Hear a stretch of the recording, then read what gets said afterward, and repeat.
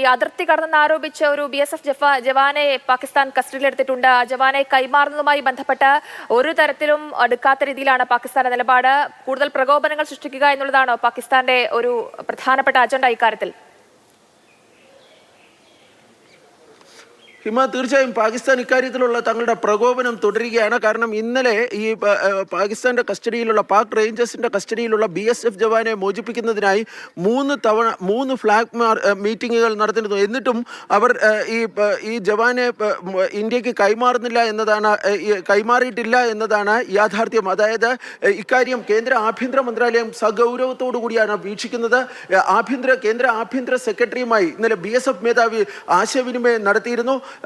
നേരത്തെ തന്നെ ഈ ജവാന് അതായത് അദ്ദേഹം മനഃപൂർവ്വമല്ല ഈ അതിർത്തി കടന്നത് എന്നതുൾപ്പെടെയുള്ള കാര്യങ്ങൾ ഈ പാകിസ്ഥാൻ റേഞ്ചേഴ്സിനെ അറിയിച്ചിരുന്നു.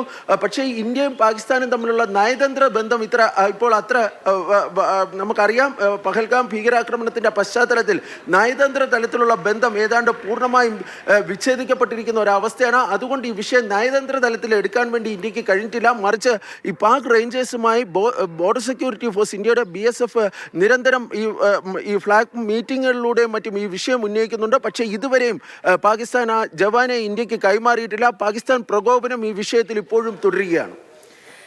ബാലു, അതേപോലെ ഈ ജവാന്റെ സുരക്ഷയുടെ കാര്യത്തിൽ നമ്മൾക്ക് എന്തെങ്കിലും വിവരം ലഭിച്ചിട്ടുണ്ടോ? സുരക്ഷ ഉറപ്പാക്കാൻ സാധിച്ചിട്ടുണ്ടോ?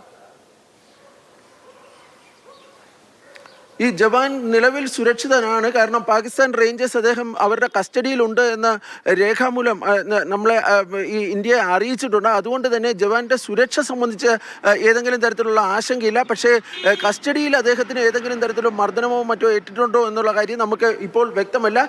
നിലവിൽ അദ്ദേഹം സുരക്ഷിതനാണ് എന്നുള്ളതാണ് ഇന്ത്യയുടെ ഒരു പ്രതീക്ഷ.